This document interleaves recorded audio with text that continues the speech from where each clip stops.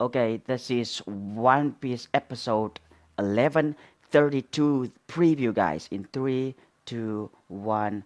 Wait for it, guys. Let's go. But yeah, man. These celestial dragons, man. Along with the flipping people on top of the world government needs to fall, man. We cannot have a clean world government system, man, with the current flipping filth, man.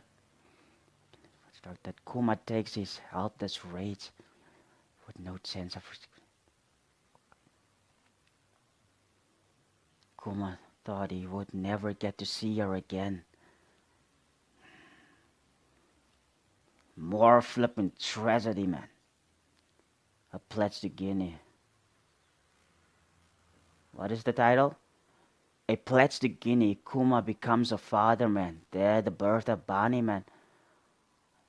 But yeah, man, everything is just unraveling all over again, man. Kuma having to go through that same level of pain and anguish, man, that he experienced with his own slavery and the death of his parents, man. And yeah, man, all of those things coming back to him, man, and seeing someone that he cared so much about die in his arms again, guys. Having someone that he cares so much about having to die again, man. And yeah, man. This entire flashback is just Kuma's pain and suffering. He struggles, man. And yeah, man. Even his devil fruit, insignious pain, guys. It flipping solidifies that, man. You take someone's pain and then you take someone's pain out of their body and then you take it upon yourself, man. That is the entire backstory of Kuma as a whole, man. The pain, the anguish, the mental torment that Kuma had to go through, man. If it weren't him taking someone else's pain, it is him getting physically harmed, guys. It's him physically going through something that is very tormental, guys. And yeah, man, like I said, anyone would have cracked under the pressure, guys. But because Kuma has tough skin, Kuma has buccaneer blood, guys. Kuma should have been dead a long time ago. A long time ago, if he were an ordinary human being, guys, he would have been dead a long time ago. But because he has such a flipping strong bloodline, guys, uh, he's still alive, man. He's still hanging on, guys. Let's be real. Kuma's hanging on. Just because he's a buccaneer, man, doesn't mean he's immune to flipping pain, man. He's not immune to pain. We saw in this flipping episode how he arrived in pain, taking all of those people's pain on himself, man. This massive paw of pain, guys. And yeah, man, it's just gonna get more heartbreaking from here on out, guys. Um,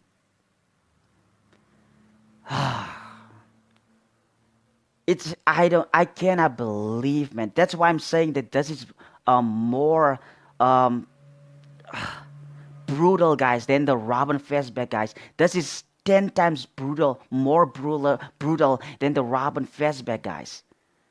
Because, man, Kuma, there are levels to Kuma's struggles, guys. First, as a child, man, along with his parents dying when he was still a child, guys.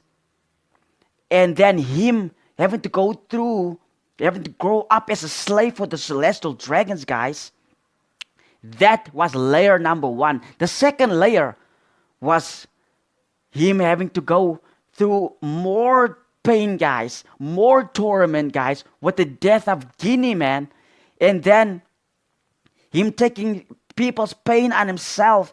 But that is pain that he just enjoy taking on himself because he just loves to help these people. But it's still pain that he at the end of the day took upon himself.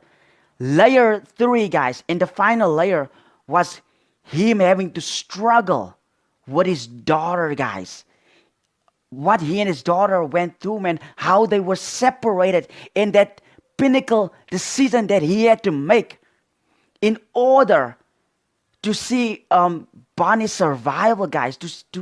In order for her to survive, he had to choose to become a cyborg, man, because they would have taken Bonnie's life if he hadn't decided that, man. He did it for Bonnie, man. And the letters, the thousands of letters that Kuma sent Bonnie, guys, that she never got because of some flipper that tore up the letters, guys. That is layer 3, man. It doesn't get better, guys. Let's be honest, guys. It just doesn't get better. This flashback is mostly Kuma's trials and tribulations, guys. It is mostly consistent of that. It consists of Kuma's trials and tribulations. Flipping hell, man. Man, guys. This is crazy, man. That a single person have to go through so much in their lives, man. And yeah, man. But that is just the flipping the nature of this backstory, man. And that is just Kuma's pain, man. And only that, man. This backstory, it is about Kuma's suffering, his pain, guys.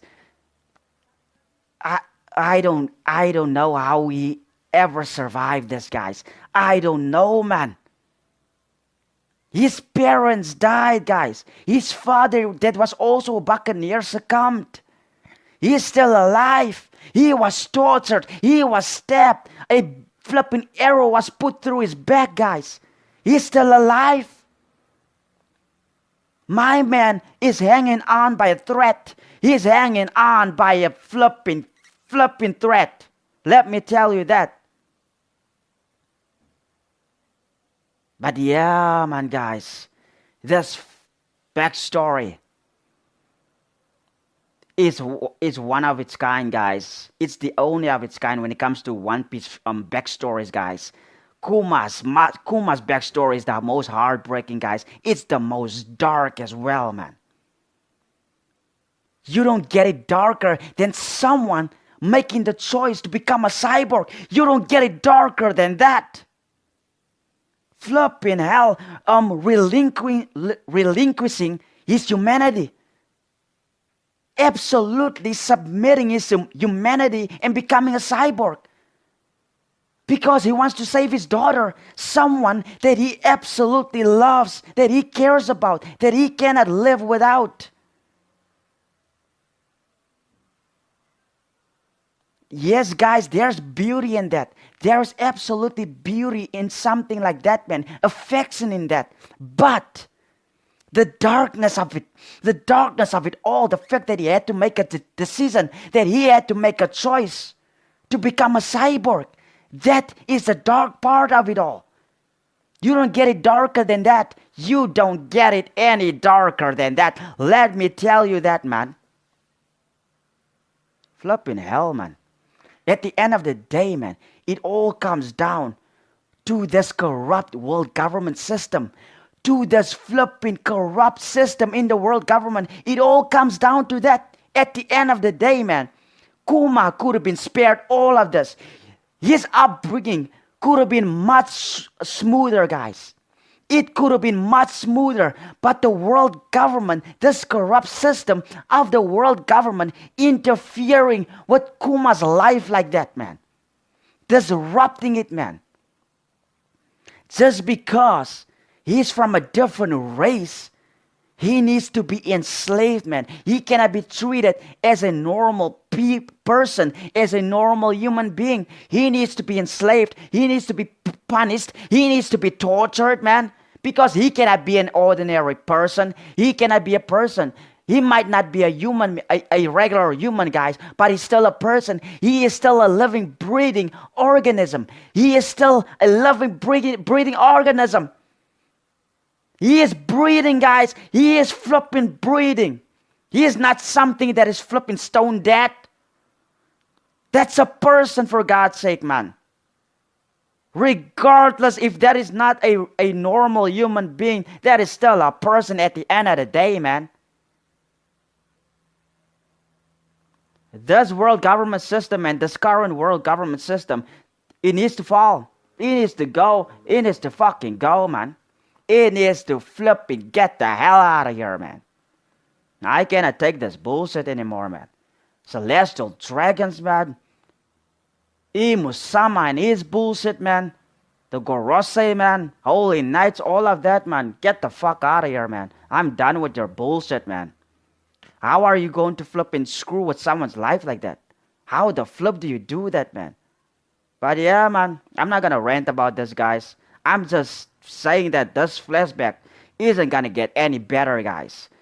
But yeah, with that being said, man, I've come to the end of my One Piece episode 1131 reaction, guys. And also I did the flipping the next episode's preview, guys. So like this video, subscribe to my channel, turn on all of those notifications for updates so that you can be updated every time I release a reaction video. And I'll see you in the next reaction video. Goodbye, guys.